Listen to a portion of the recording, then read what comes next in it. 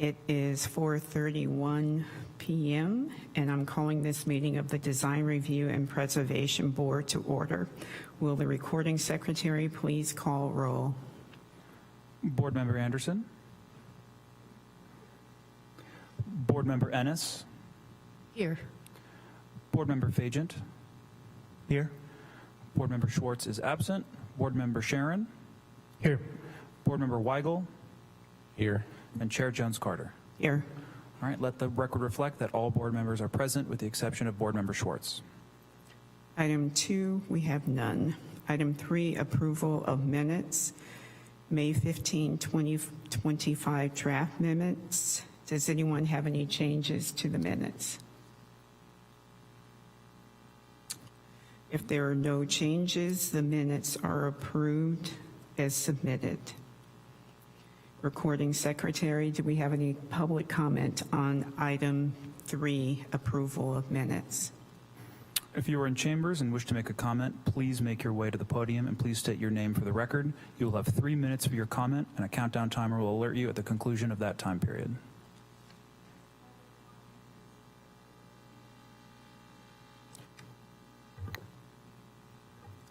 Approval of the minutes.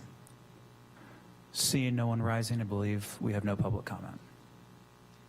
Item 4, public comment.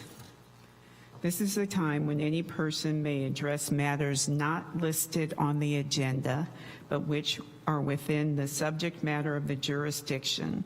The public may comment on agenda items when the item is called. Each speaker is allowed 3 minutes. Recording secretary, do we have any public comment? If you are in chambers and wish to make a comment, please make your way to the podium and please state your name for the record. You will have 3 minutes for your comment and a countdown timer will alert you at the conclusion of that period. Is the microphone working? Hi, Janice Carmen, and I commented earlier at the previous meeting of Board of Utilities, but I'm going to comment publicly because I'm not clear whether this would be or wouldn't be somewhat under your jurisdiction, but it's the Acacia project in Rincon Valley, and I had the opportunity recently to drive all through it and look at it, and it does have rehabbed buildings, excuse me, which that's part of the reason why I'm talking to you people, and I'm sure you looked at it possibly for the design review, but it's to me a dangerous place. The roads are very narrow. The project just was approved on the last city council meeting to go from medium density to high density. And I think people should look at this. It looks like the trees were possibly clear cut in the big area of where they're going to be developing. They've already developed a number of the houses there, and they may have been the one wall rule where you have just a part of a house and then you go ahead and rehab it. You could call it remodel, but it's very dense already. The streets are very narrow. They have signs on both of the street sides that say no parking, and it's a narrow street, and it goes right onto Highway 12 at this moment. If there's ever a fire, the fire would be unbelievably horrible. And the evacuation would be worse because there's very little way out. It backs to a mobile home park, it backs to a creek, it has Highway 12 at the beginning of it, and this is in Rincon Valley, just off of a major intersection, which is Mission and Highway 12. But I'm just voicing my serious concerns. I live in Rincon Valley, and a fire there would be devastating. And there are still a lot of places that, well, there's not a lot of places left to sell. They look like they're staying no matter what. There's like 3 places I could distinguish. But I didn't go all the way across the creek and to the other side, so I don't know what's there. But I think people should take a look at this because this is a real example of dense dense area, and I've seen them change in many places. I've lived in East Oakland, I've lived in San Leandro, I was in Palo Alto and at Stanford. I've seen these places change, and they change, and they don't change for the better. And I just think that somebody should be paying attention to this Acacia site. Thank you. Thank you. Hello. Ready? Hello, my name is Dwayne DeWitt. I'm from Roseland. I wanted to thank you all for volunteering to be on this nice board, and I appreciate all the work that you do. I know it's a difficult situation, and I'm here today to talk about something that I think you folks do have within your purview, and you could be more helpful on things that are going forward in our community in the future. For one, I'm not a real supporter of the regressives that are out there in the East Coast federal approach and how they're essentially trying to gut many of the protections that were put in place 50 years ago with the National Environmental Protection Act. California followed with its California Environmental Quality Act. I'm very supportive of those measures, and I hope that you folks will be supportive of them also, and realize that you shouldn't always be looking for how you can make something exempt from CEQA. It should actually be that you folks say, well, hey, even if it's considered exempt, let's try to abide by the intent of why Californians passed that law when we did. With that in mind, low impact development is something that's been talked about for a number of years now, and this is a way in which you folks can have an influence on the projects that come forward. Now, over in Roseland, where I'm from, we have the last few Victorian-style homes left. 30 years ago, when a Southwest Area project was put forward, it was called the Southwest Area Plan at the time, there were areas called out for historic preservation, but it was never acted upon. Some of those homes are still there, and we need to find a way to save them, because density and development is what the city is basically going to be pursuing in the future. And they'll be looking at our area as where they can put many more homes in, and they don't seem to think it's a problem to tear down a nice historic structure to put in some ticky-tacky boxes now. With that in mind, I'll try to find out within the planning department who to talk with to try to find ways for historic preservation in Roseland. I'll come back and talk with you in the future on other type projects. I do hope that you'll all keep your volunteerism moving forward with the idea of making an even better community for 50 years from now, so that the people then will enjoy the benefits of CEQA that was passed over 50 years ago. Following the current plan, that might not happen. Thank you. Thank you.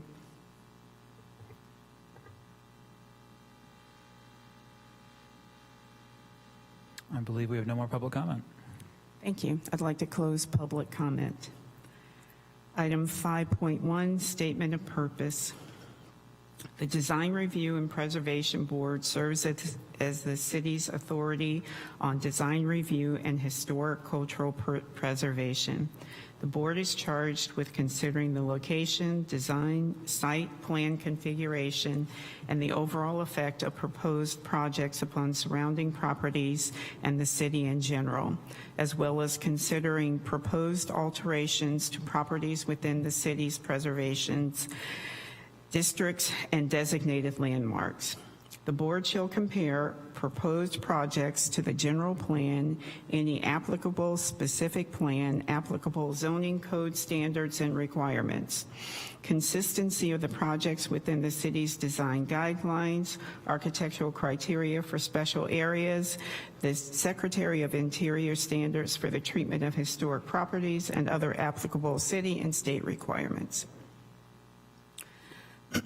Item 5.2, board member reports. Are there any board member reports? Thank you. We have none. Item 5.3, we're moving on to vice chair elections. We're now moving on to vice chair elections or volunteers. Do we have a motion and a second to nominate a board member to serve as vice chair, or would someone like to volunteer? I have a nomination. Yes. I would like to nominate Adam Sharon for vice chair. I would like to second.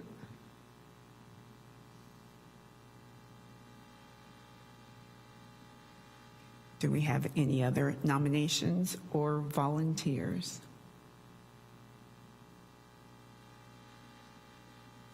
No, okay. Chair Jones-Carter, I think that the nominee also has to accept the nomination. That is true. Adam, would you please accept the vice chair nomination? Thank you, Chair Jones-Carter. Yes, I will accept the nomination. Thank you. All right. I think we do the public comment before we do the vote, so.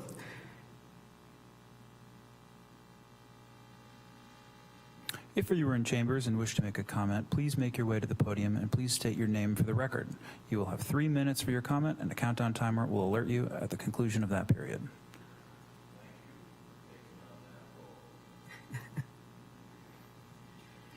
All right. So I'd like to close public comment, and we will now take a vote. Recording secretary, could you please call roll? Board Member Anderson.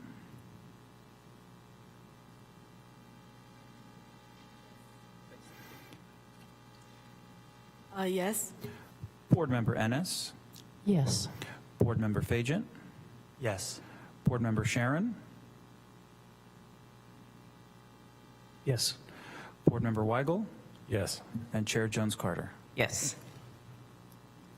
All right, let the record reflect that the motion passes unanimously. We have a new vice chair. Great. I'd like to thank my fellow board members for the nomination, and I look forward to serving. Thank you. And now we're going to switch chairs.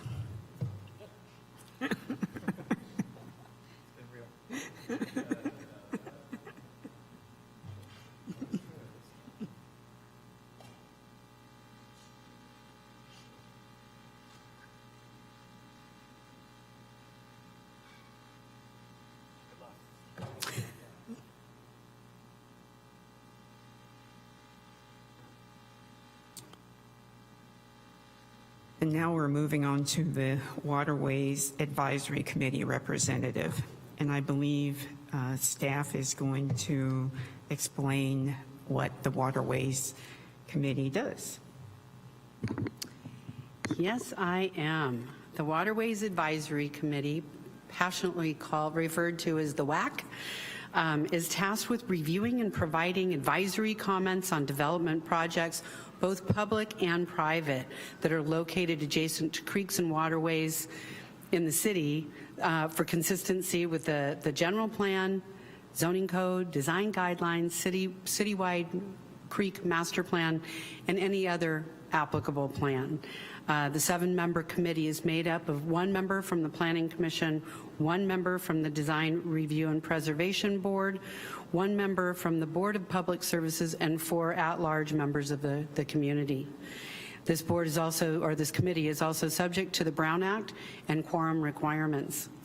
The committee meets on the 4th Thursday of the month when they meet. This committee is a little bit different. I want to say the last meeting was actually a tour of Colgan Creek, the finished, the completed restoration, the planned restoration, and I believe there was a segment, I wasn't able to make the tour, but a segment that, so you could see what it's going to look like, where we're going next, and what it started as. So there are things like that happen with that committee, trying to make it look fun for you. The DRB-PB member that's appointed would be expected to provide suggestions to developers or city staff, depending on who was presenting a project. There are no decisions made as part of that meeting, but then the board member would report back to this board at its next meeting during board member reports. So, yeah, that pretty much sums it up. And again, we have those are anything that requires a land use permit, so conditional use permit, design review, or any, you wouldn't see, somebody doing a deck in their backyard if they're a single family residence. So. And Adam was actually our representative for a time, so maybe he can give a bit of insight as well for new members. Sure. The Waterways Advisory Committees, it's a really interesting way to see another aspect of the land use planning that we're doing, and it's focused on the waterways. But if you get to provide some really interesting comments, more ecological basis, but then also with looking at neighborhood compatibility and general a different lens that we're looking at these things through. And does it still meet in the mornings? Yes, it meets on, it's a Thursday morning, so it's a commitment right out of the, part of your day. It doesn't meet every month. Yeah. There's not a lot of new development along our waterways. And you typically have quite a good advance notice on it. I would say it was, when I was on it, we met probably half the time, maybe. So that was, it's not it looks like a huge commitment, but if you do have that time on a Thursday morning, it's a good one. Yeah, it's an interesting one to do. Thank you. So at this time, we'd like to have nominations or volunteers who would like to work on the Waterways Advisory Board.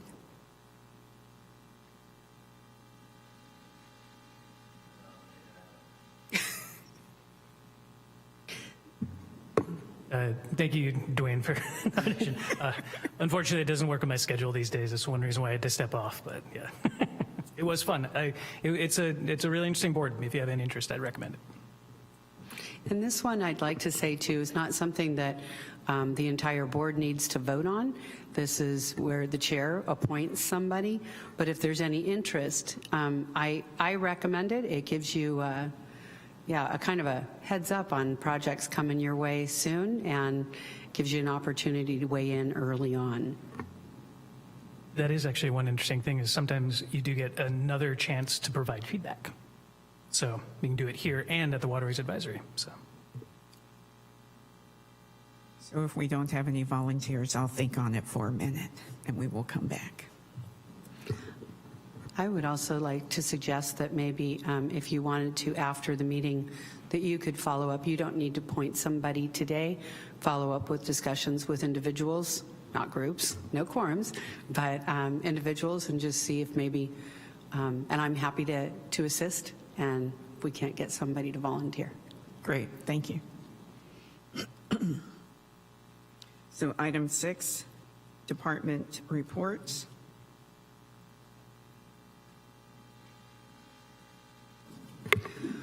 First and foremost, I want to let y'all know that there's going to be a change of the guard here at the staff liaison table. I have Kristen A. Tumium, senior planner, an outstanding planner, and she's going to be your new outstanding staff liaison here. I'm coming up on retirement, so we're just kind of doing some succession planning here.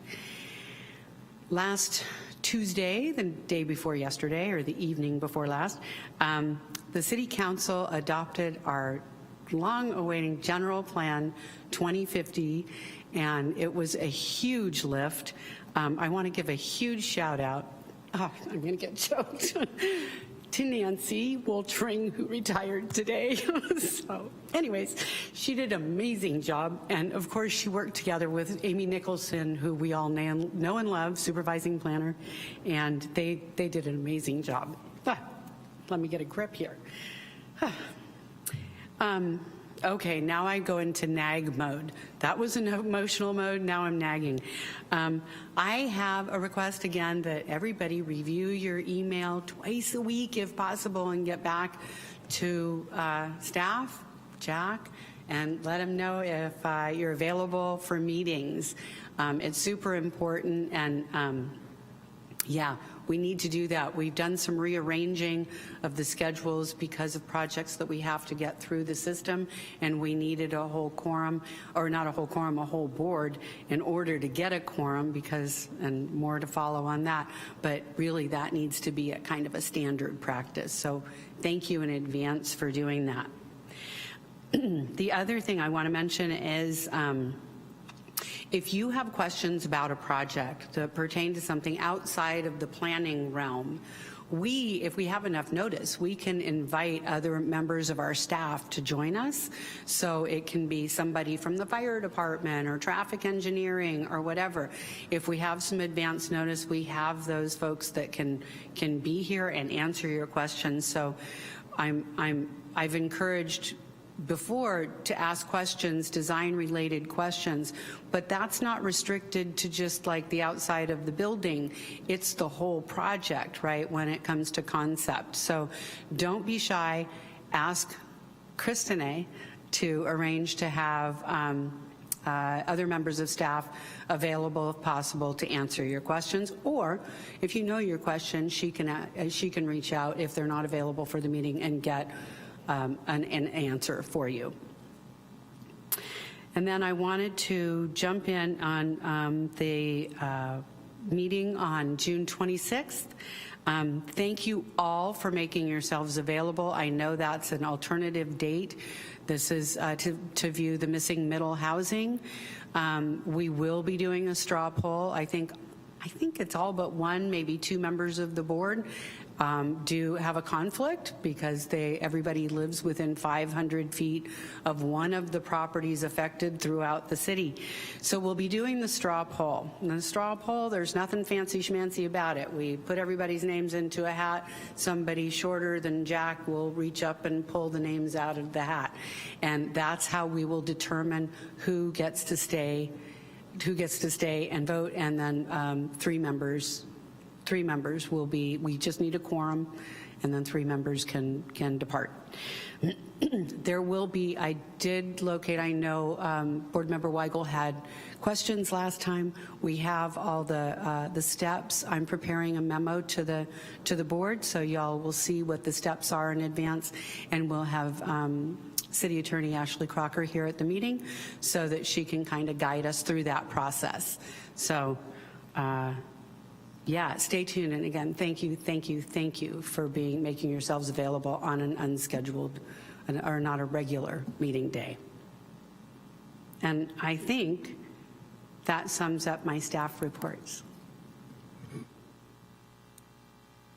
Well, we just want to say thank you for all the incredible work that you've done with our board, and you will be missed, even though we'll be in capable hands.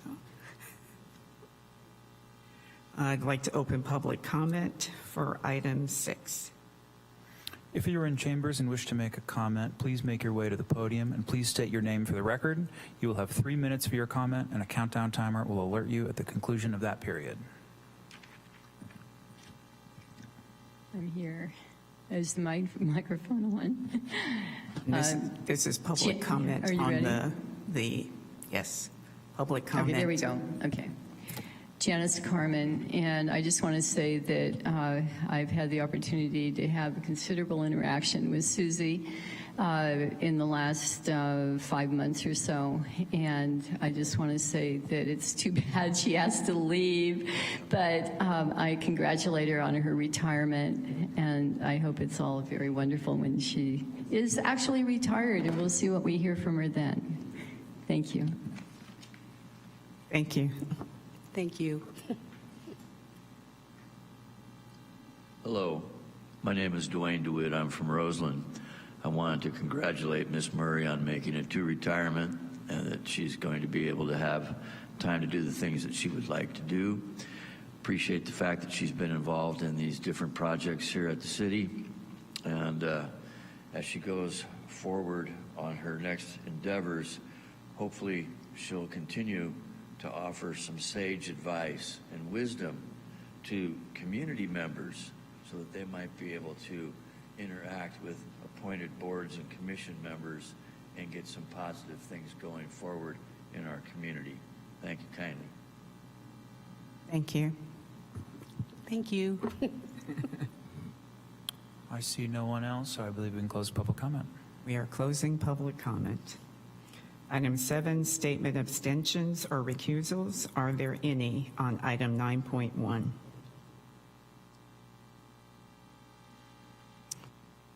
Great. Item 8, consent items. We have none. Item 9.1, concept design review, tennis and pickleball court renovation project at Galvin and Howarth Community Parks. So this is a concept design review, so no decisions will be made here, but this is an opportunity for us to provide comment and input to the plan.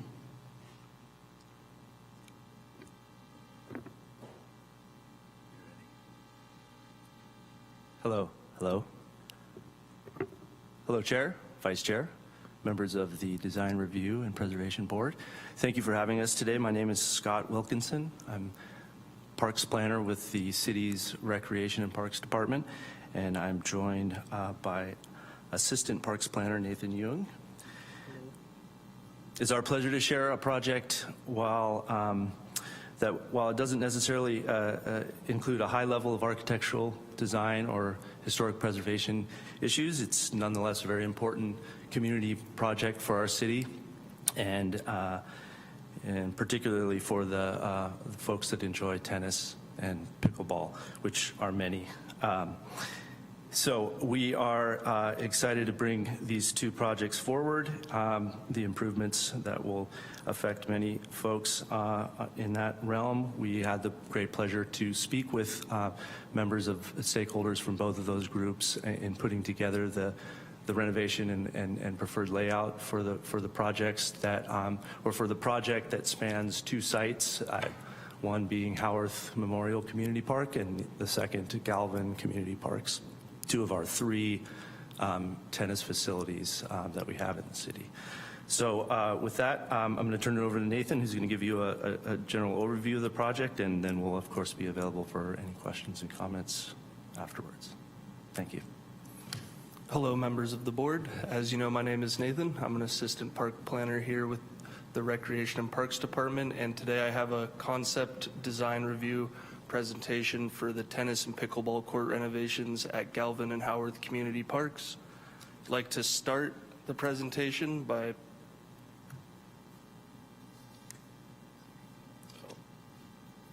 technical difficulties. I'd like to start by going over the two park locations. We have Howarth Community Park located off of Summerfield Road. We have Galvin Community Park located off of Yalupa Avenue over by the Bennett Valley Golf Course. And we are going to start with Galvin Community Park, as it is the larger of the two sites. Here we have an aerial shot of the area of improvement over at Galvin Community Park, located at 332 Yalupa Avenue. The area of improvement is roughly 150,000 square feet.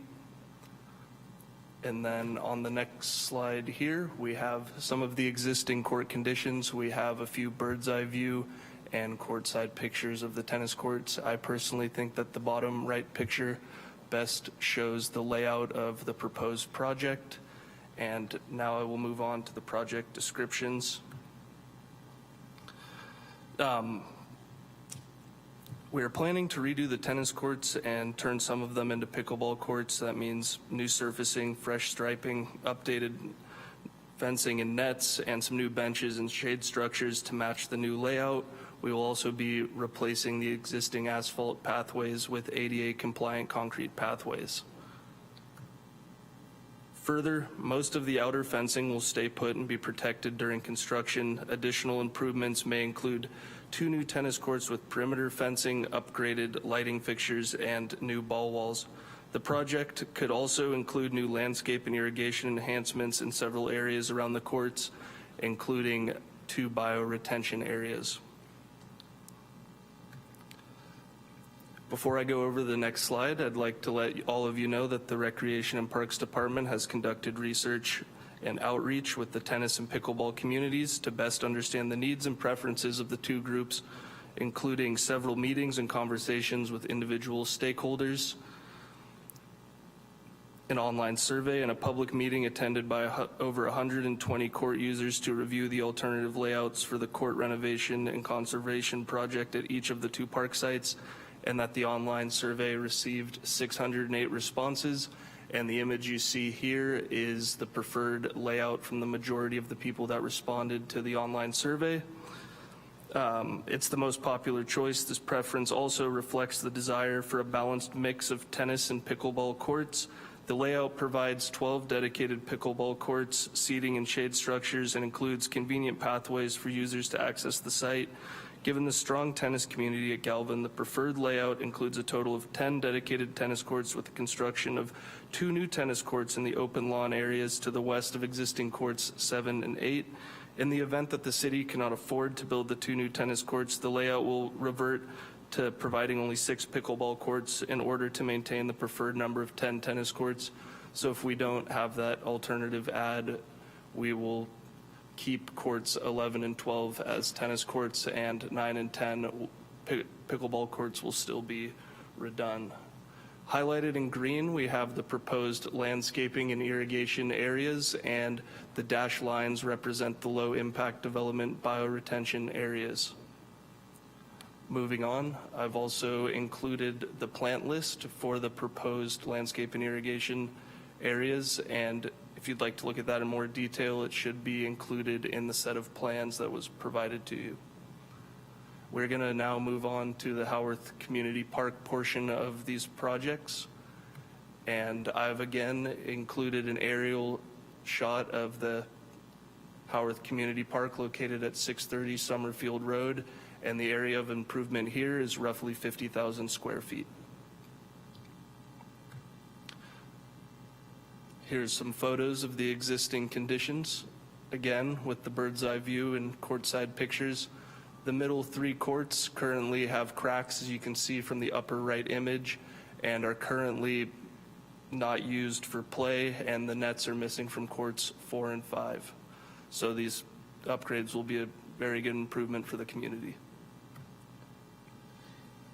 At Howarth, we are again planning to rebuild and resurface the tennis courts and turn some of them into pickleball courts.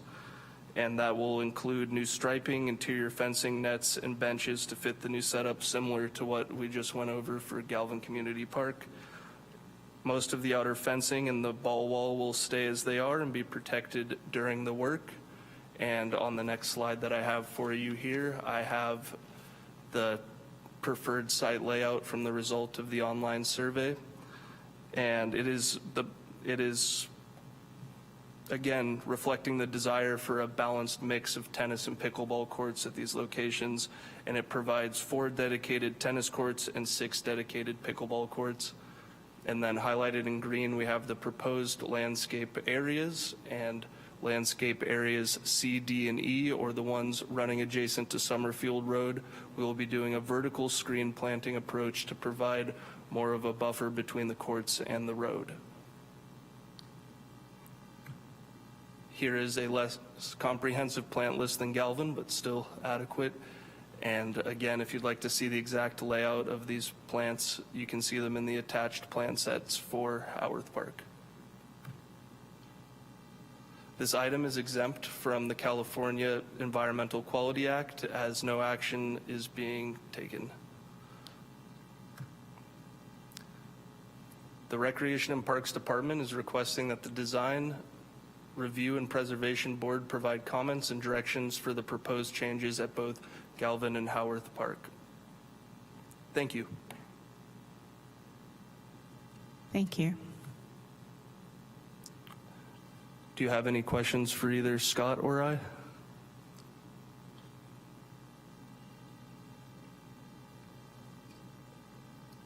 I'm going to have Drew or Adam start off with questions so that new members of the board Yeah, thanks, Melly. follow suit. Yeah, the only question I had, and maybe I'm just not finding it, is the shade structures that are being provided by USA Shade, which anecdotally, I'm working with them on a number of other projects for some schools. It's a nice product. It's a fabric shade structure, if anybody's curious, a tension fabric shade structure with a pre-finished steel substructure. They're very nice. And so like the substructure would, have really, really great longevity, and then probably like 10 or 15 years, the fabric will have to get pulled off and replaced. But the metal will last a long time. So the shade structure is, it's got some good longevity. So I can't find where they're going.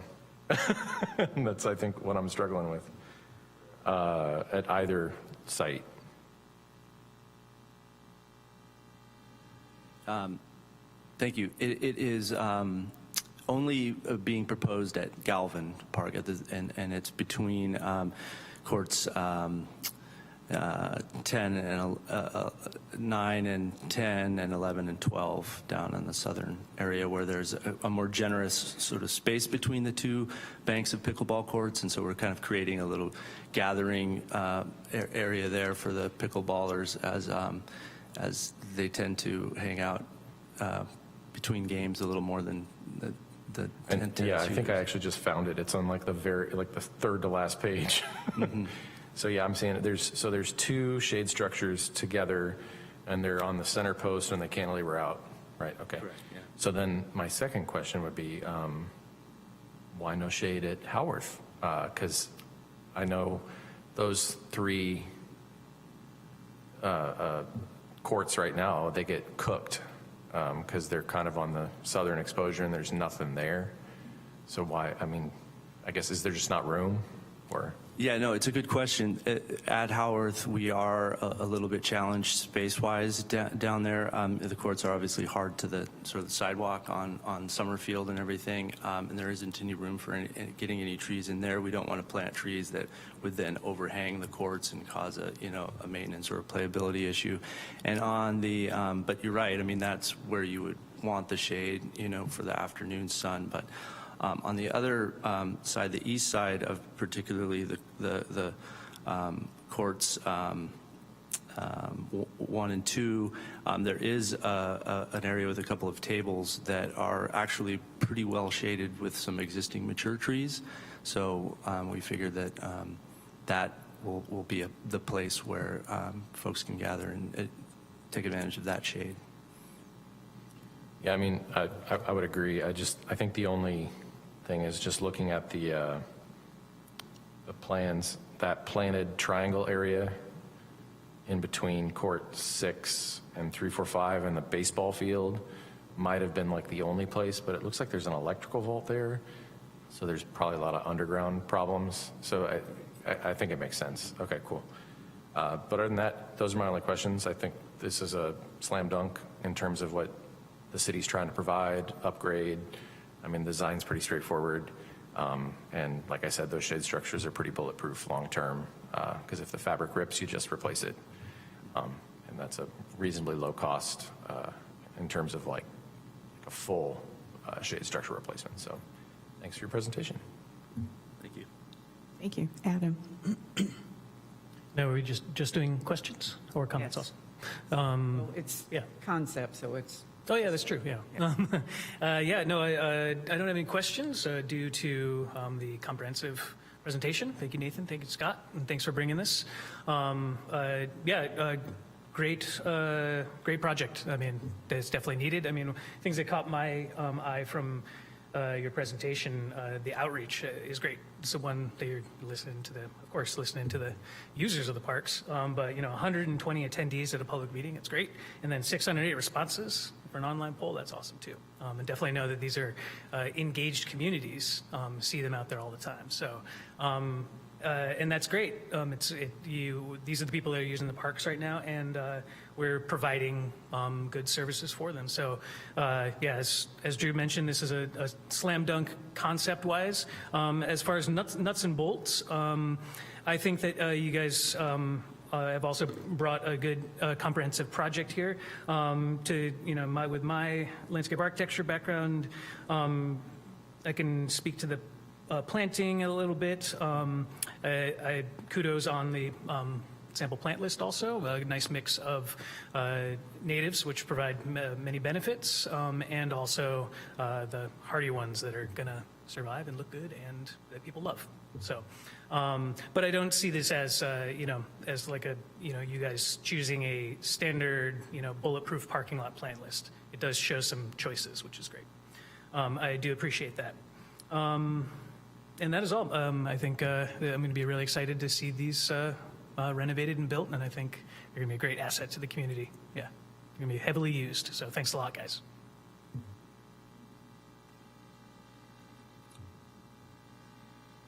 Mike.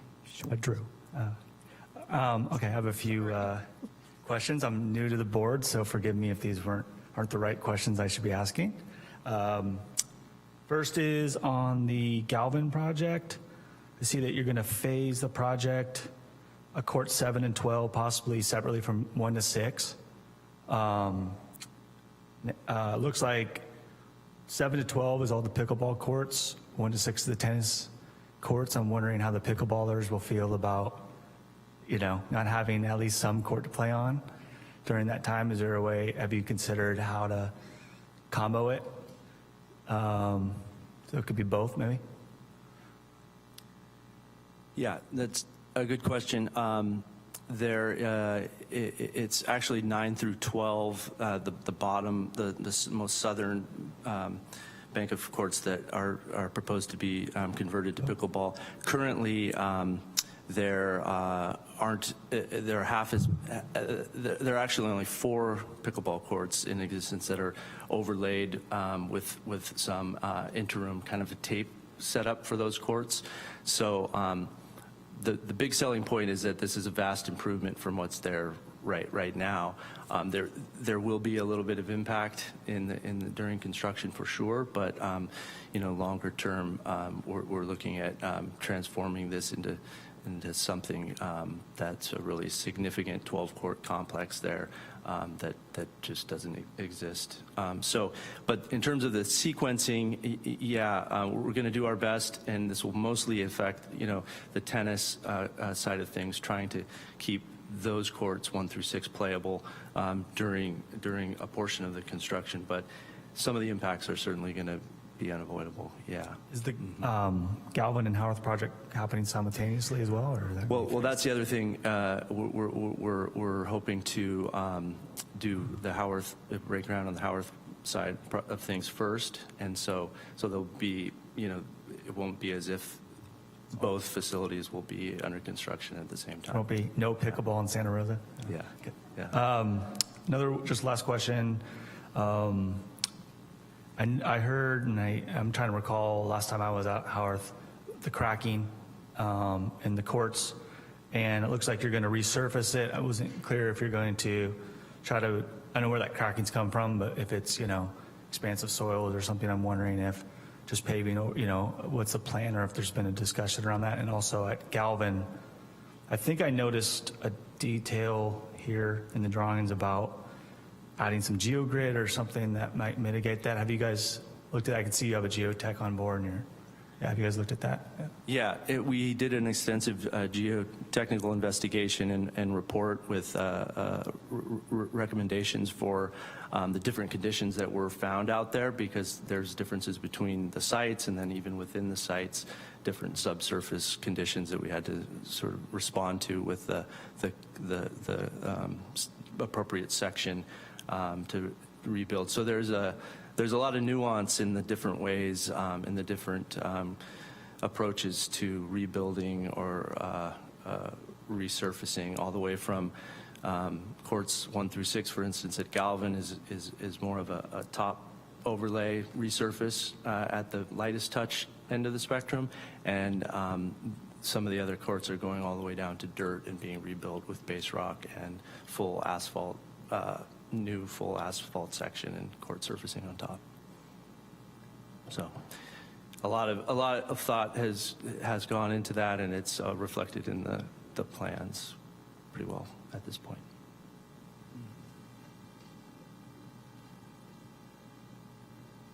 That's it for me. Thank you. Ingrid, do you have any questions? I'm just following up on what Board Member Drew said, just having experienced the pickleball community, their social group, and I think any additional seating around the new courts proposed at Howarth would probably be appreciated if you could find some space. But I think the landscaping is all really well conceived, and it will be a very nice enhancement of those areas, especially the screening on Summerfield Road. Thank you. Sure. Do you have any questions? My question has to do with the plant selection. I see a mix of natives and non-natives, and I guess my question is, are you really thinking about our insects and native birds? Because even though a plant may be very similar, it oftentimes doesn't support the insects and the birds.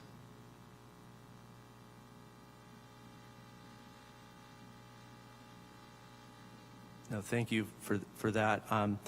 I think that the insects and birds and pollination was not at the forefront of the selection of the palette, but it is a mix that certainly has some beneficial elements in that regard. But you know, it's a balance when we're trying to provide a scheme that's going to hold up well over time and be somewhat easy to maintain and fairly decent in terms of water consumption as well. So it's, I would say, you know, not a real thrust of the design, but definitely, you know, included in terms of some of those native species. But I appreciate the comment. Thank you. Does anyone have any final comments or questions? We want to thank you very much for your presentation. It's very exciting, and I'm sure those who play pickleball and tennis will be very excited to have this project completed. Thank you for coming out. Thank you for taking the time to listen to what we have to say. Thank you.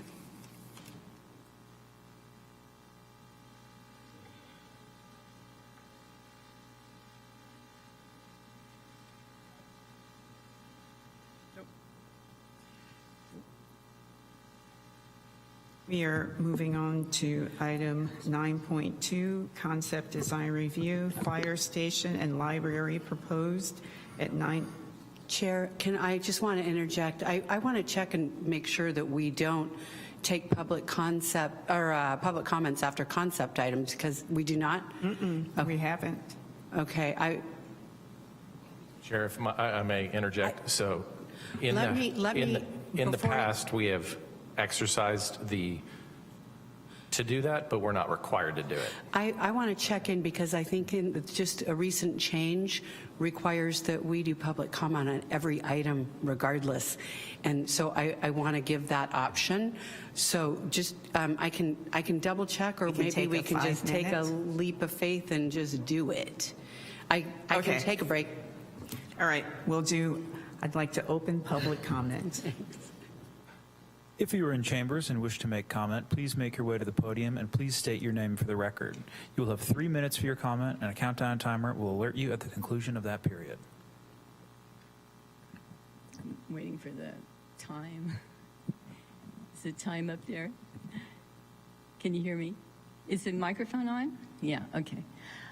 Janice Carmen, and thank you for all your comments on that. They were all really good, and your questions.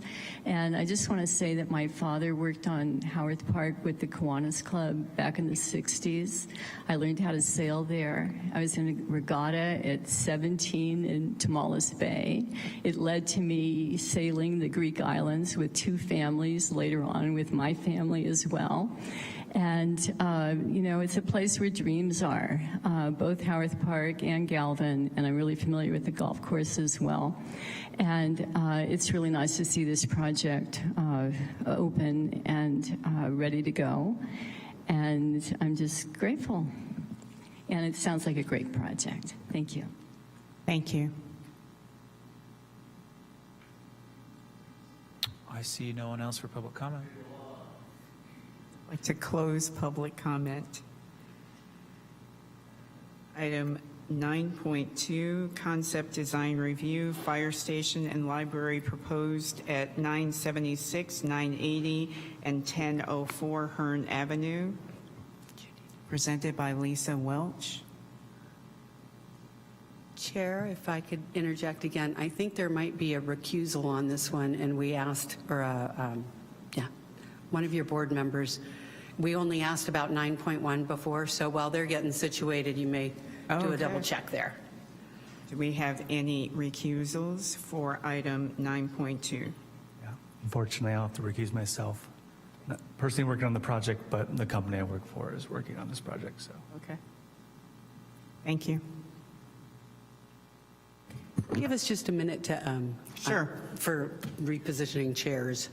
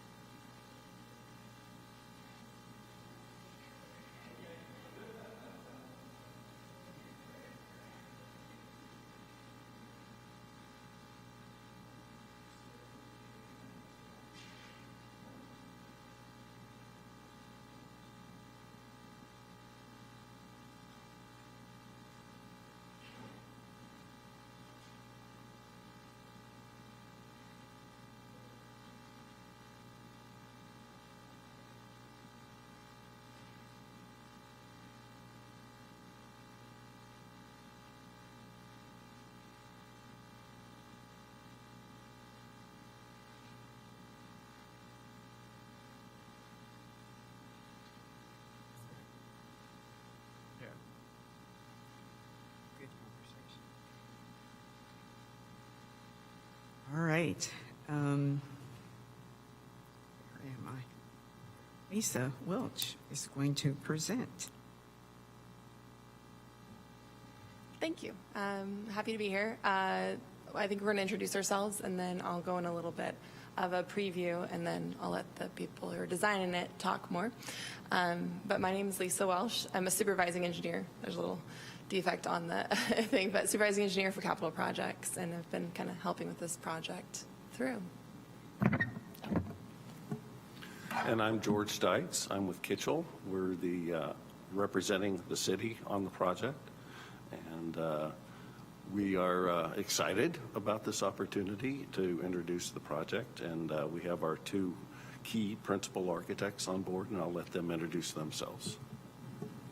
So I'm Alan Kawasaki from Sean Kawasaki Architects, and we're fire station specialists and have done quite a bit of work, maybe one of the most in California.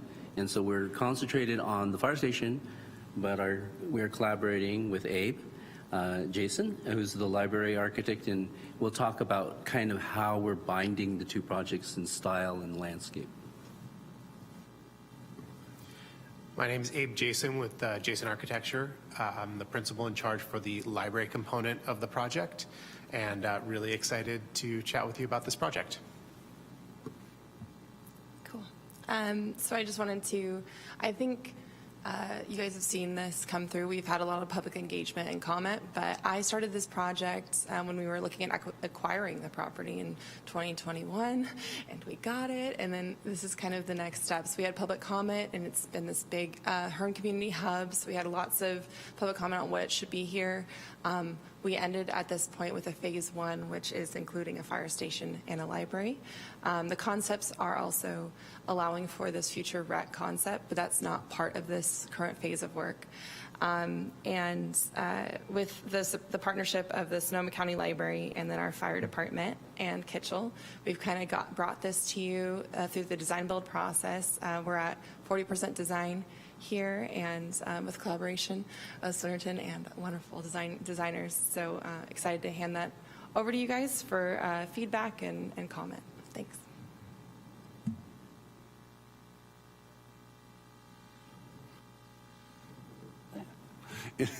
First we'll present the fire station, and presenting that is going to be Alan. So you can see here the general concept of how we're relating the buildings. You have the fire station up front, and so I'll talk about that a little bit in further detail. And then you can see, this is a nice slide because you can also see the library. And what we did was we discussed a common architectural vocabulary, and even before that discussion, we had the great benefit of all the work that city staff and Kitchell have done in holding so many community meetings. And so we just poured through all the meeting notes and the presentations and discussions with them to kind of find out what it was or is that the community wanted. So a couple things came out. One is something, I mean, we understand how Roseland is a new part of Santa Rosa. And so how that community could be bound or have some sense of identity through this project. That was an important part. There was also kind of the vision of what this traditionally has been, an agricultural community.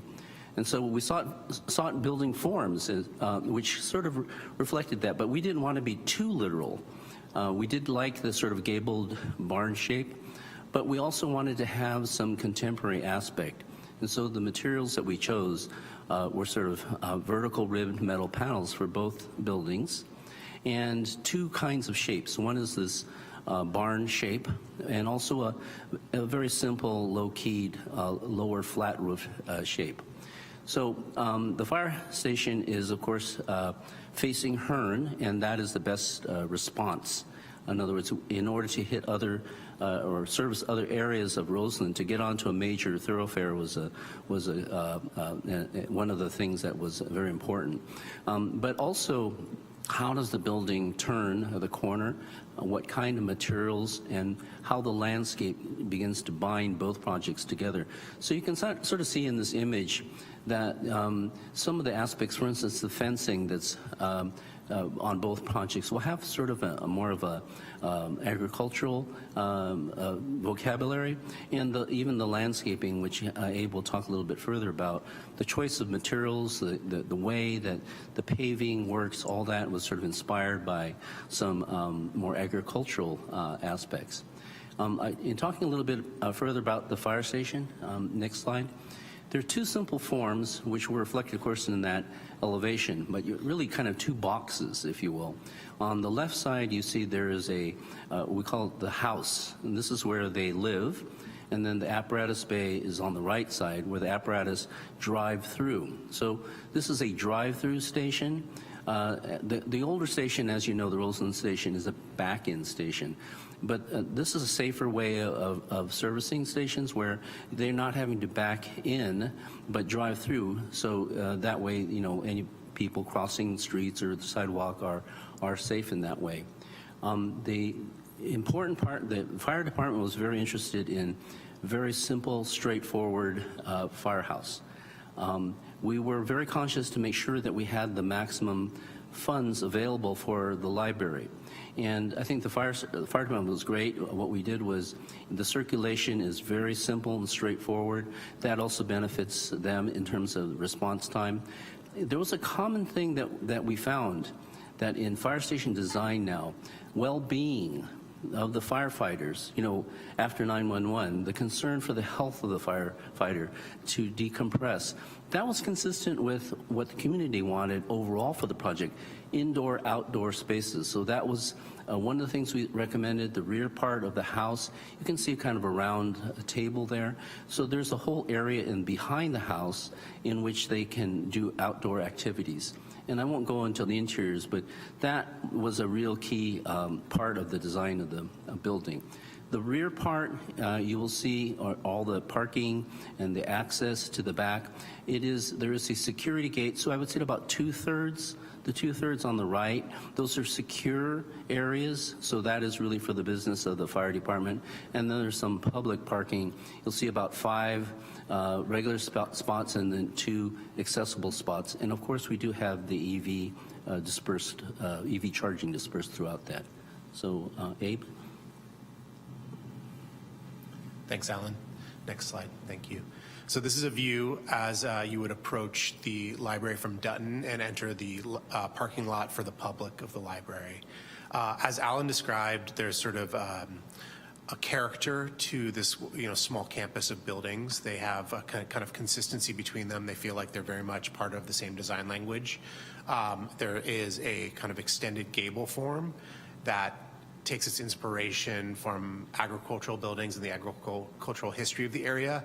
However, it is very much contemporary in its articulation, so we wanted it to speak to the past but also look to the future.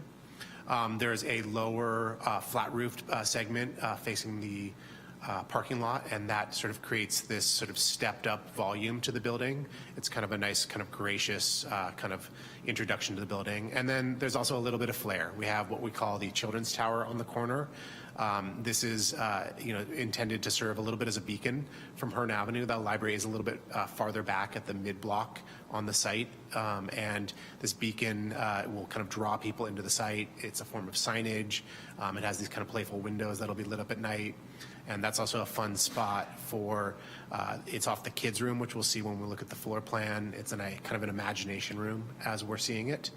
The library is surrounded by native and drought-tolerant plantings, and we have a couple great outdoor areas which extend the programming of the library. Next slide. So I won't go through this in great detail, but I'll highlight a couple things. One, there's a sort of a really wonderful history of library architecture that is kind of civic in nature. It's aspirational. It speaks to kind of the ideals of a community and a society. And, part of that is sort of the grand reading room. One really sort of large dramatic space that kind of respects kind of a civic character. And that's the library reading room on the south side of the building. That's to the bottom of the page. And you have kind of all your primary collections off that room. There's this really wonderful indoor-outdoor connection to this library reading room. When you're walking up to the library at the front entry, you're actually going to be able to see straight through the library out to the library patio and community lawn on the other side. And then there's a wall of glass that'll kind of make this really wonderful indoor-outdoor connection. The other thing I'll note is that we do have a couple key programmatic elements grouped on the north side, the front of the building, by the parking lot. And that allows this to function as a smaller after-hours library. We have some roll-down gates, so the community room, the maker space, and then the lobby will all be functional as a small after-hours community space. That lobby is actually, a good-sized space that could host events, and that was something that was really important to the library in terms of programming. And then kind of last small point, or 2 small points, staff is all on the north side of the building. It's sort of organized, that's in brown, in such a way that there's sort of easy access for deliveries and materials moving throughout the Sonoma County Library System. And then the last little point, you'll see that number 12, that little blue square on the left-hand side, that's the imagination tower for the kids. So inside, this will be this like amazing vertical space, full of color, cool lights, and little kids poking their, kind of heads through the windows, or not through the windows, but looking outside. Next slide, please. Alan already spoke to this a little bit, but we're looking at a kind of a light, kind of airy, comfortable, but very contemporary material palette. So it's a combination of painted wood siding, corrugated metal siding, and then touches of these sort of light trellis-like elements. And we want this building to feel light and bright and inviting, and crisp and contemporary, with a nod to some of the agricultural kind of history of the place. Next slide. So this is a sort of it's really envisioned as a two-phase project. We're working really on what is the first phase. So I'll first speak to the south side, the right hand of the page here. We've very carefully worked with the city, with the Shaw Kawasaki team, the Kitchell team, to kind of thoughtfully prepare for a potential future rec center that would occupy the site, and that's number 5 and 6. So you can see there is room for a rec center to be built at a later date, as well as future parking. So if you're wondering kind of why the kind of south side of the site is left kind of untouched and undeveloped, that is intended very carefully to accommodate it. And we've done parking counts, we've sort of sized a building, thought about the extension of Dutton. Kind of moving from south to north, as you move towards the library, we have this great kind of open library community lawn. And that's this great flexible kind of outdoor programming space to host events, parties, concerts, theater, etc. So lots of opportunity for great community events there. On the east side of the community lawn is what we call a social stair. It's going to be sort of a built-up kind of timber seating element with a trellis shade covering over it that could serve both as a place for people to sit and watch a performance or an event, or vice versa. It could be the backdrop and the stage for a performance or event. So kind of dual purpose, very flexible in that manner. To the west of the community lawn is a small contemplative garden. It's like a reading garden. Great place to sit and read a book, a little quieter. Immediately to the south of the library is what we call the kind of, it's not really the front porch, it's really the back porch, but the porch of the library. It's not a literal porch, it's more like a plaza, but we have a wall of storefront glazing that opens out onto this great space. It'll have Adirondack chairs, comfortable seating, and be shaded from above as well. And then to the west of the library is the last of the key programmatic exterior spaces. That's the children's garden. And that's going to be this wonderful space with kind of natural play logs and kind of outdoor kind of elements that allow for kind of imaginative play and learning. It's not a playground per se. It's more like a garden with elements that can be imaginative and playful. Lots of shade to the west. Lots of sort of sun to the south, and a good connection for both kind of pedestrians coming down Dutton, but also easy for automobile access, because we do know people will drive to this site. And lastly, kind of as Alan spoke to, there really is kind of a cohesive landscape language between the fire station and the library. We have a single landscape architect on this job. They're very familiar. They're from Marin, and they do lots of work in this area. And it will be a drought-tolerant kind of native planting, also appropriate for a public building, such that it'll be low maintenance. It'll be thoughtful in that regard. Next slide. This is an image kind of the exterior of the back of the library. This is kind of roughly from you, if you walked out of the children's garden and you're looking towards the porch, which is the kind of library patio, and then the community lawn right there. And then what you can see is basically an open meadow. That would be the future location of a rec center.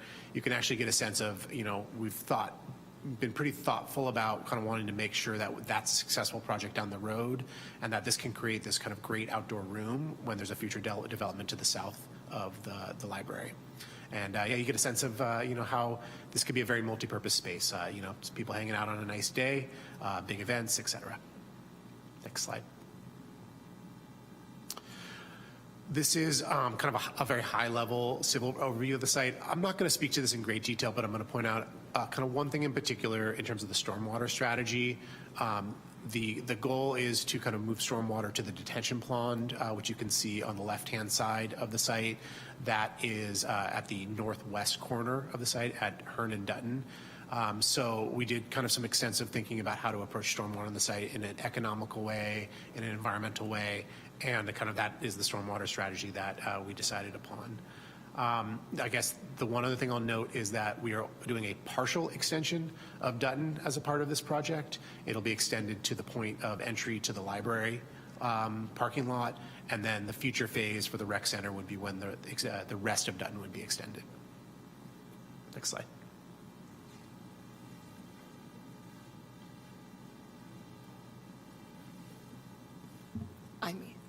This is just explaining that this is no action being taken for the CEQA.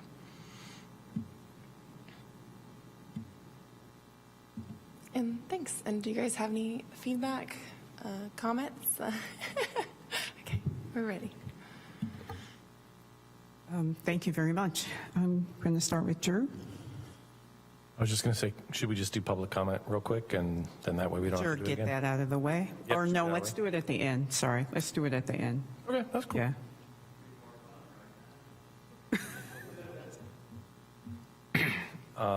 So yeah, I guess I have one question for staff, and it's related to the Dutton Avenue extension. It seems to me like this would be a really good time to just do that whole thing all right now, as opposed to like, oh, we're just going to do this little chunk. So what's the game plan long term for that?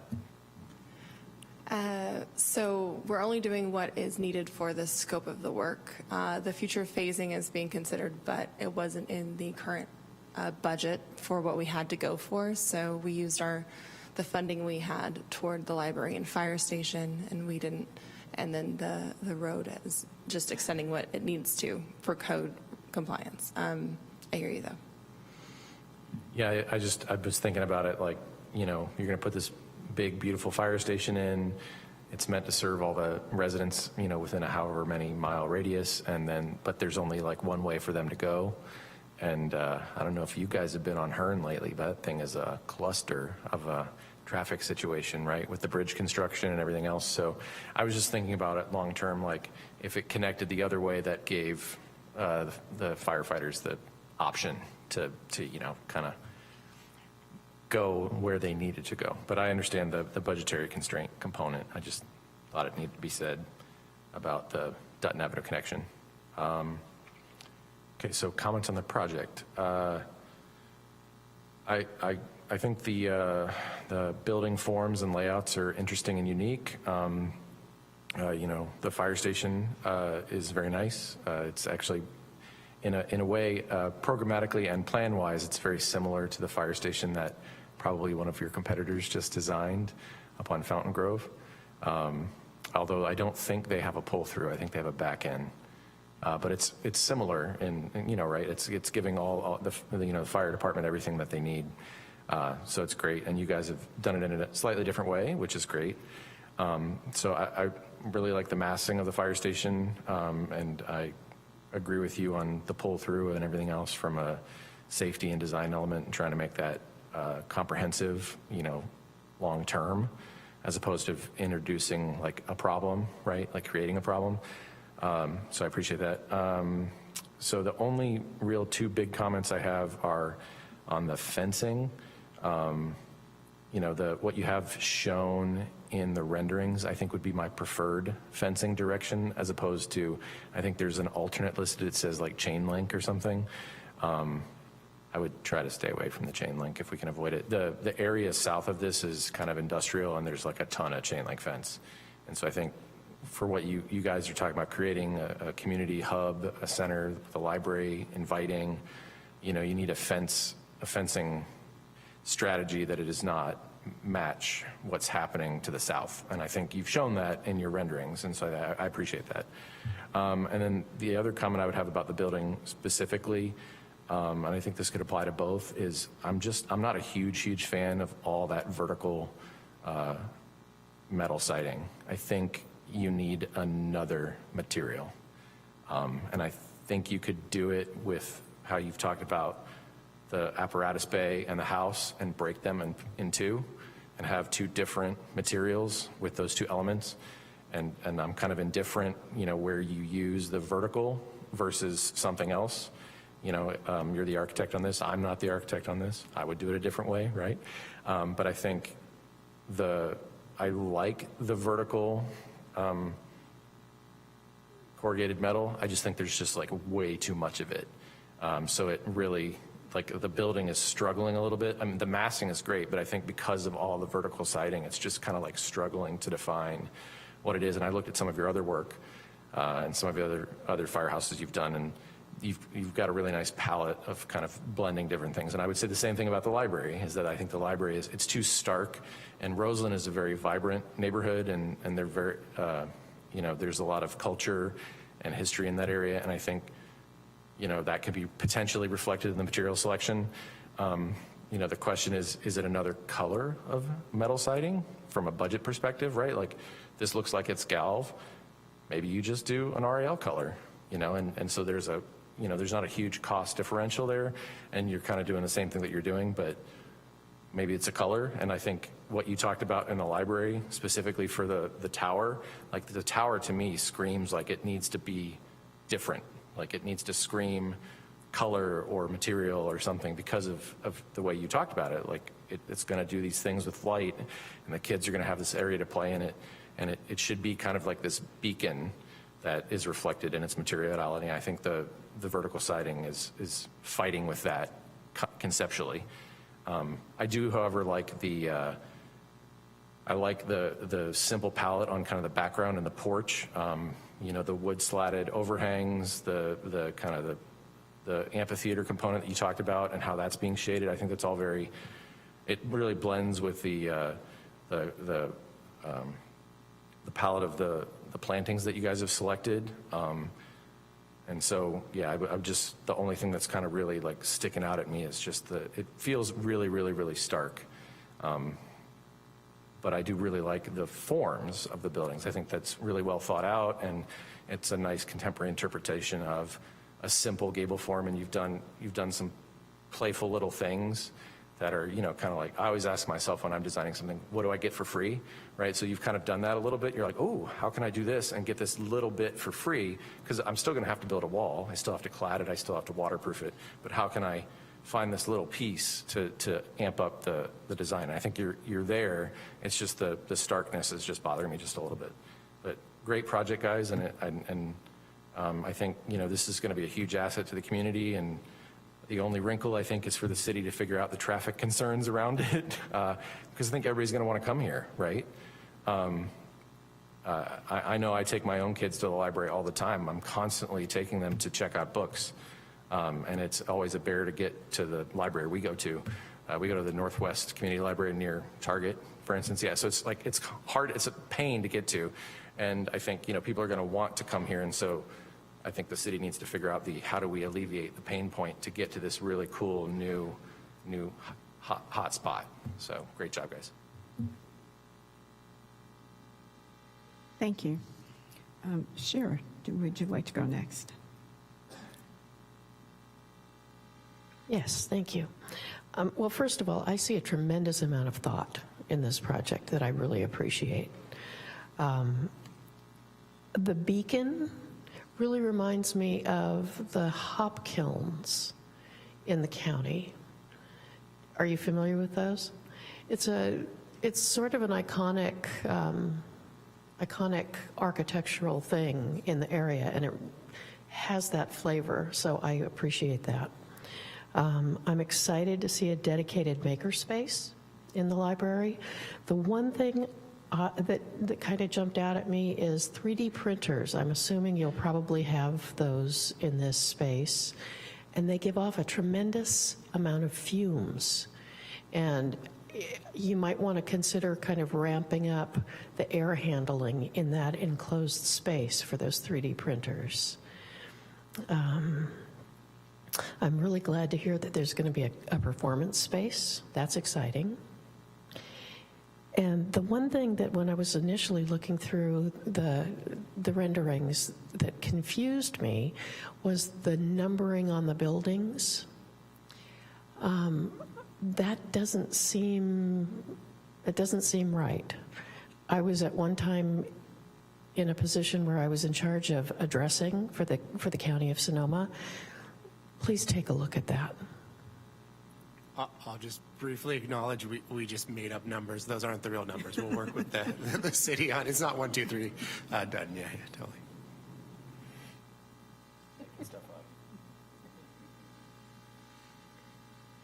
Great. Ingrid. Thank you. I do appreciate the thought that went into this project, and I think that the site is particularly well suited for the combination of uses here. It's within half a mile of a Southwest Community Park, and I think that in the general plan that's designated to be a future transit hub. a lot of the parcels around there are zone medium density, and with this project and the transit hub, they could qualify for increased densities, and this project might actually be a catalyst for improving some of the mass transit in the city. And I agree with Drew Eagle that the building forms, the strength of the geometries speak well to public architecture.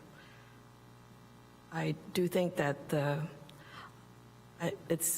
I can see why you put a single primary material, and that's the metal siding on both buildings. It does connect the buildings in the campus, but I think a secondary material that really puts itself forward.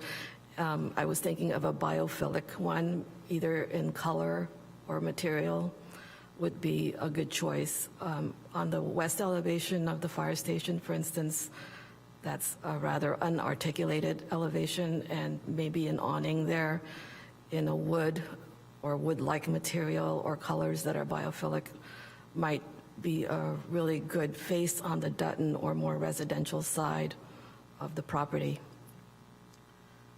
I can see, though, why you use the red as a primary color accent on the fire station. With the library, I agree that, I mean, that is a building function that has a lot of emotional connection, provokes a lot of emotional responses, I think, from people, because our children and we as young people probably hung out in libraries with our friends and in that period of exploring when we were young. It's more than just a repository of books, and I like the way that I'm seeing how libraries can spark economic activity, like the food trucks and the farmers market, as well as other uses. It's a truly public space that can't be covered by any other services in the community. So I think this project addresses the flexibility and the growth potential of the library as an institution. And I like the clear open space reading room, the grand reading room in that tradition, the ability for people to just make their way through this open space and find the level of privacy that suits them. With the children's space, the tower kind of reminds me a little bit not only of the hop kilns in Sonoma County, but a children's museum in Santa Barbara called the Moxie, which has a very interesting tower where the children look out the little windows as they go up the stairs. They even have their own kid-sized door at the front entry of the library, where the doors are very grand because it is a museum, but there's a kid-sized door. And I was wondering, in the reading room, will the vaulted ceiling and that very strong gabled roof be evident inside the space as well of the reading room?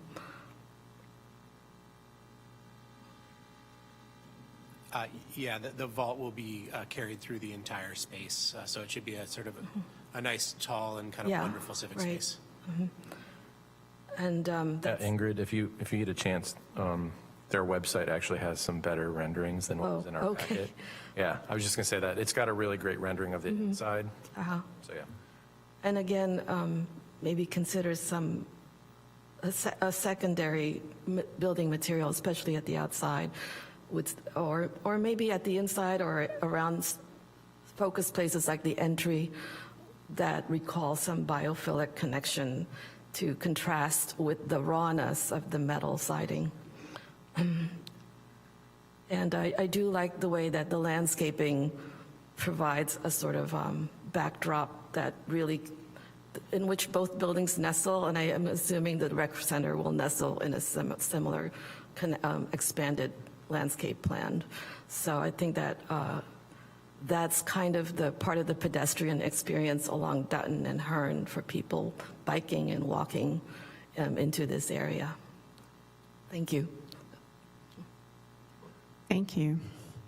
Adam. Thank you, Chair. thank you, staff, for bringing this to us again, or seeing you again. It was part of this. I think it was part of this again. And thank you guys for the wonderful presentation and comprehensive package. I did have one question before I get to my comments. On the east side of the site, there's a long strip that's delineated. Is that just an easement? Is there utilities there? Or what's just, it's no touch or anything, I know, but I'm just curious what that is. That is a multi-use bike path. Is that what the east side? Yeah. So part of it we're going to be bringing to council 2 weeks. The ability for the extension. So that's included in there at this time as a rendering. Okay. So, and that wasn't on the plans at all. I was trying to see a call out for what that was. There wasn't a call out or anything. Oh. I'm just wondering if I missed it. I think, Lisa, you can speak to it. This is being added to the project, as I understand it, which is why it was not initially included in this DRB submittal. Exactly. Yeah. So it's not, we haven't done the official change order yet. So this is a future task. That was one of the alternates and enhancements that we had as an option. And once we got into contract with Swinerton, we started pursuing them. Okay. So another option is that are they seeing the full expansion of the library in this one though? They're not seeing the expansion of the library. That's another one because it isn't Expansion official. of the what? It's not shown yet. Expansion of the what now? So we are. So there's bringing to council in 2 weeks. We're also bringing in a request if they are interested in additional space with additional funding through the Sonoma County Library they brought into the project. So we're going to council to see if that's an option in 2 weeks. So we don't have that for you because it's not official yet. Well, of adding in more space to the parse? It'd be adding more space in the library. Oh, to the library. Oh, okay, cool. Yeah, no, because I just caught my eye on with that, that large swath. I was like, why is there nothing there? What is that? Can we not do anything there? Because that does affect my comments. It is a multi-use. It is an extension of multi-use path that connects back to that Colgan Creek pathway, but we have a little bit of a gap with the property. And that's, I'm sure. Yeah. Because that was getting to a number of my comments were to the site and looking more at the circulation and using the entire site. And I was wondering about that eastern swath there, and so that's great to see. And I was wondering why the sidewalk just ended there. So now that makes a lot more sense, and that's awesome. I'm really glad to see that's, and I hope that that gets added to the project, and it was great because I think it'll be really. So I'll start with my comments on the site. I wanted to hear more of, see more of the neighborhood connections and overall site circulation. What you guys have is a really great proposal and is great as is. And I always just like to encourage take that next step and to think about now kind of some more additional programmatic things that you can actually add in to the site layout in particular.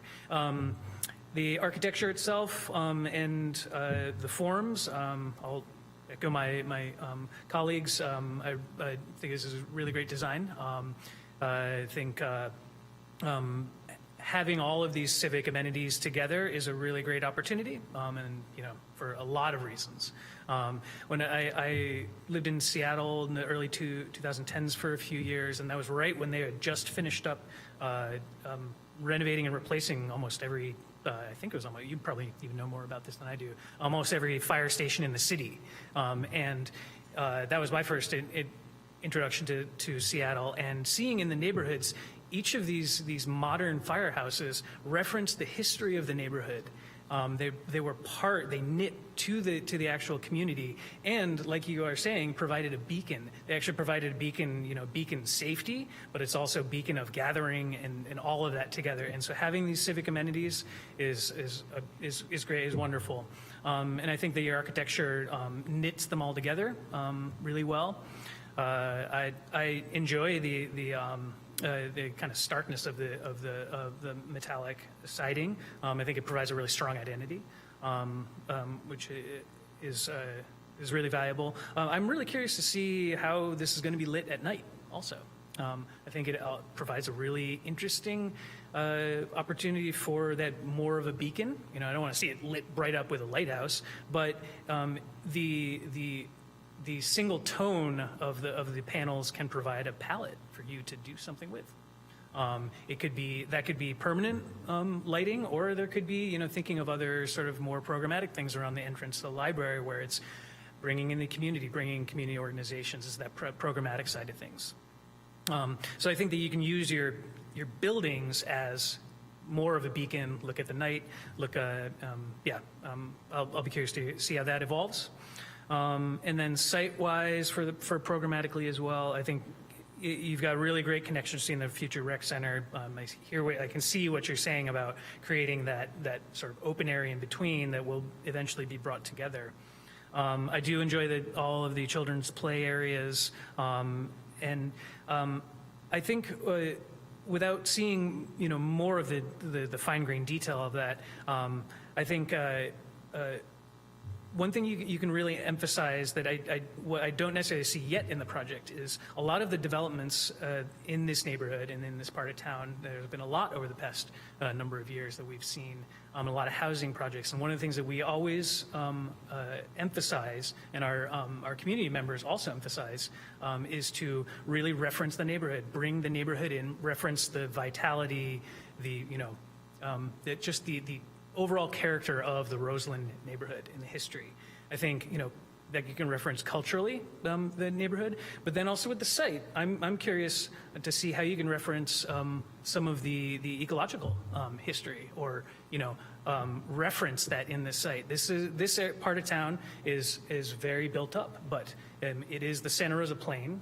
We live in the Santa Rosa Plain, which is a really unique ecosystem that is now mostly developed. Vernal wetlands, things like that you can look at. Moving into the Laguna ecosystem, you can potentially use this as a educational resource for the neighborhood to talk about how this part of town was built up. Just something to think about. I think it could be a really valuable additive to that. One of the things with the interior spaces, I think, you're providing so many amenities here. I love that idea of the in the evenings closing off the half of the building, the main reading room, and having a smaller area that can then be used by different organizations, the neighborhood at different times of day. So you've got daytime, nighttime. It's great. I think maximizing that is wonderful.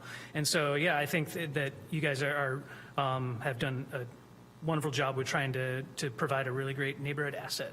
And I'll be interested to see how this develops, and with some of these additives, hopefully we can get this to really, because this is going to be, a beacon in the neighborhood. And it's long overdue. And so, thanks so much for bringing this to us. Great job. Thank you. I just have a couple of comments. Looking at the fire station, the plan for the exercise room right next to the dining room, kitchen area, is there any thought to having it so close to the eating space? Thank you. I think I can respond to that. So this is one of the things that has changed actually over the last maybe 2 years. Traditionally, if you go back to the 60s, there was no exercise room, right? And they started putting the exercise room, if you go to most firehouses, it's in the apparatus bay, okay? So what happens is they've found out by studies is that when you exercise and you perspire, you intake whatever is around you. So in fire, you intake carcinogens. You also intake an apparatus bay, whatever has been brought back. The apparatus bays are dirty. They have carcinogens in them. So the current thinking right now is to move the exercise into the house portion of the building. That's one. Two, you want to have a patio. You want to have a place where you can go out from both the day room and also the exercise room in order to decompress. You go through imagine these traumatic events that are part of their daily lives. Going to emergencies, car wrecks, fires, transporting ill. You've got to go back to a place where you can get some calm. And this is the beauty, actually. One of the things that I thought was really great about this program that where the community was emphasizing the indoor-outdoor. This is precisely what we're thinking about in fire stations right now. And the best place to do it, there are 3 or 4, maybe 5 firefighters in here.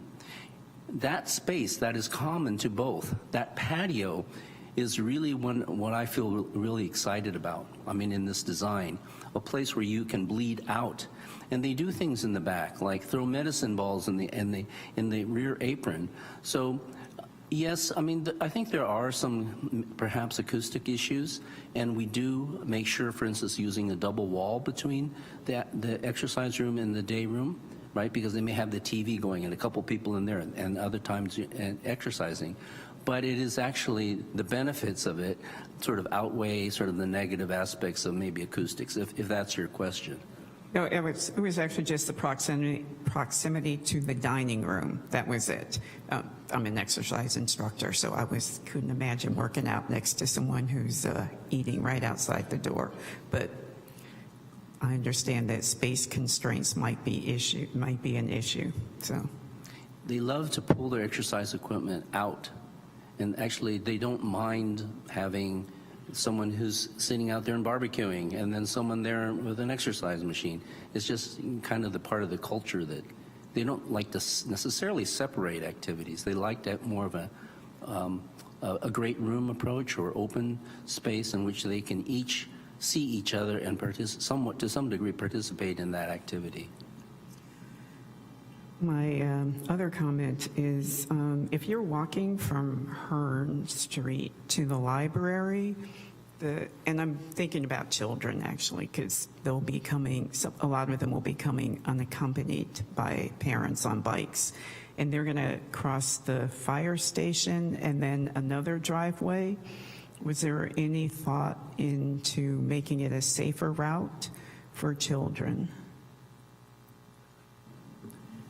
Well, the critical part, of course, is when you're leaving, right? I mean, that's the time where you're speeding, when you're concentrating getting out, and so we can put there's a flashing beacon in the front to alert not only pedestrians and cars and things like that a fire truck is coming, but we've also what we're trying to do is we're making sure that the landscape is pulled back, so there are very good sight lines as you're coming out. And we did create we call it a front apron, so that gives them clear view of what's happening on the sidewalk before they exit. On the way back in, of course, there's more time, and they're coming in through the back, through the parking area, and then entering. I think that your concern is legitimate, but I think it's not something that is unusual either. I mean, we oftentimes have fire stations in proximity to grammar schools and other places where there are children, and they do take care for that. I don't know that there's anything specific we could do back there, though. Yeah, I wasn't necessarily saying it's just 2 driveways they're going to cross. That's my point.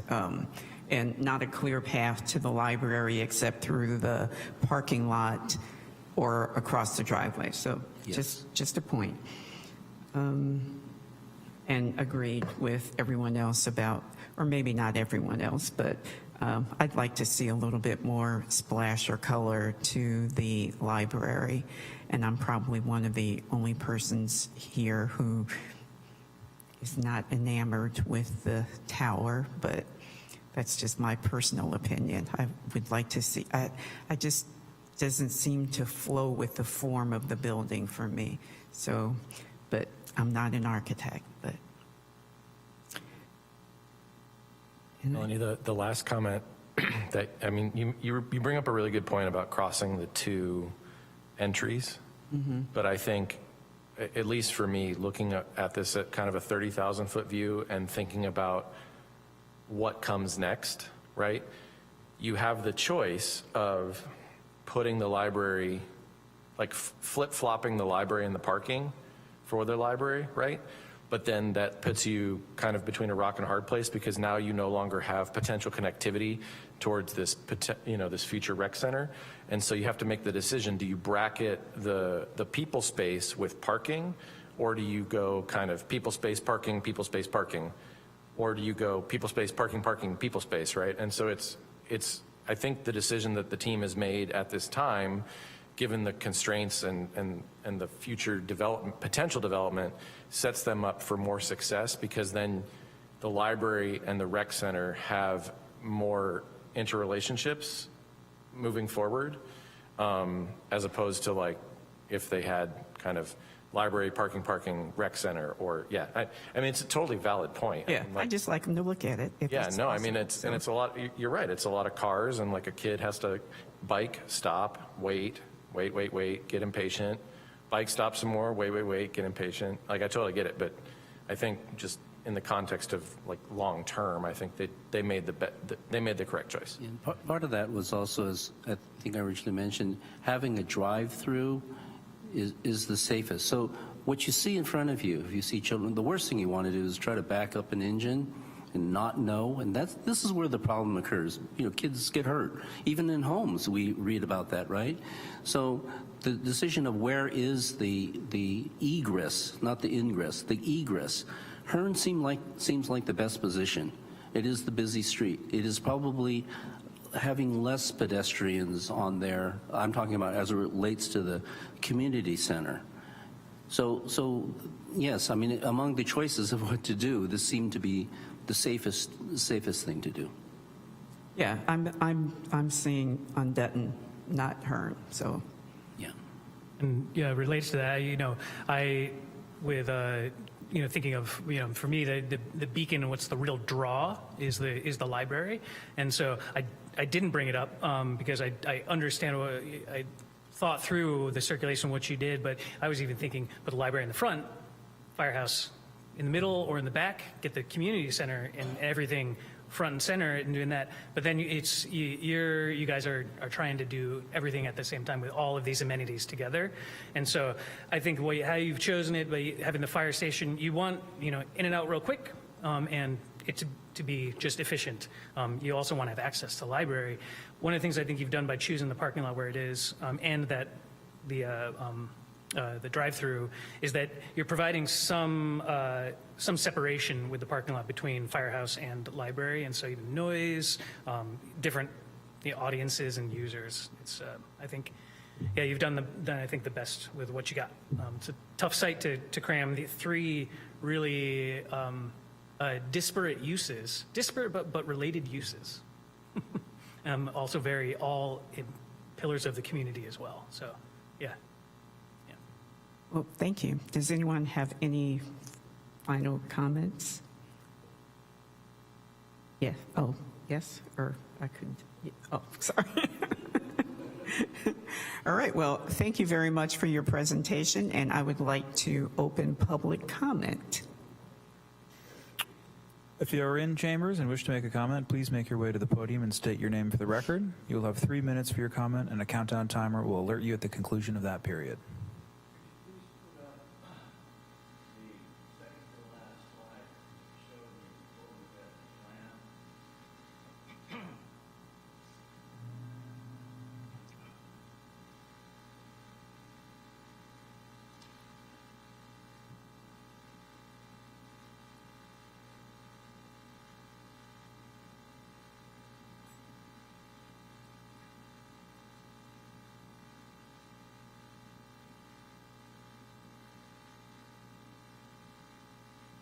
One that shows the rec center in there also. I think it's the landscape plan. There you go. That'll work. That's good. Do these clocks up here work anymore? Because I know time is most important to you. No, they don't? That's okay. I'll look at that one down there. Hi, my name's Dwayne DeWitt. I'm from Roseland. 65 years knowledgeable about the area. You're building this in the Bellevue district to the south of Roseland, so I wouldn't be so concerned about the cultural approach. 25 years ago, I was elected to the Southwest Area Redevelopment Project Area Committee, and we talked about all these things that are here, and it's taken all this time to get the library. So I don't really have a lot of faith about the recreation center getting there within my lifetime. It may take another 20, 25 years.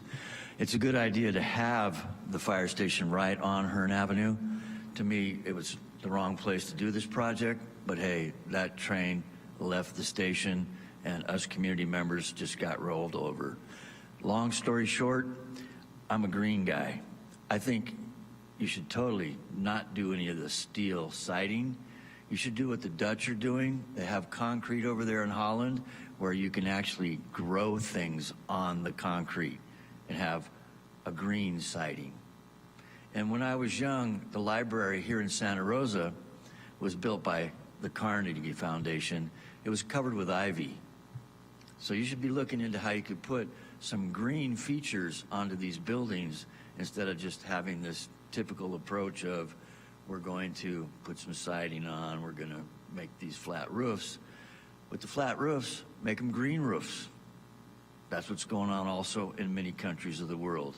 We could be doing that here in Sonoma County and Santa Rosa, where they're claiming to be a green-oriented, sustainable climate adaptation kind of, think of every buzzword you can imagine, resilient, sustainability, all those good things. We could be doing that here. And this is the spot for you folks who are the pros from Dover to walk on in there and say, yeah, we could do this. And you could actually make it less expensive, perhaps, by utilizing these techniques. The fire station on Burbank Avenue was built with World War II veterans came home, put the district together themselves, and funded it themselves. And the cinder block has stood the test of time, is the best way to say it.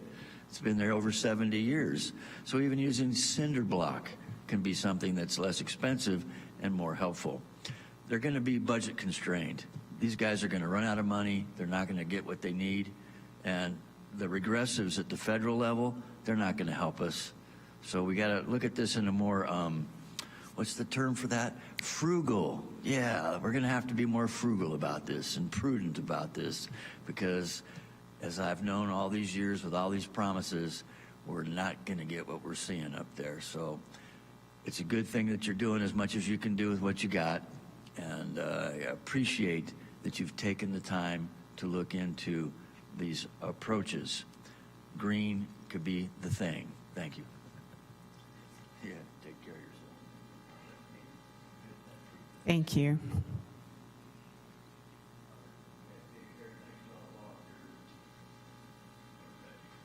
I'm not seeing anyone else for public comment. Okay. I'd like to close public comment. Thank you very much for your presentation. We appreciate you coming in. And with that, I would like to adjourn this meeting.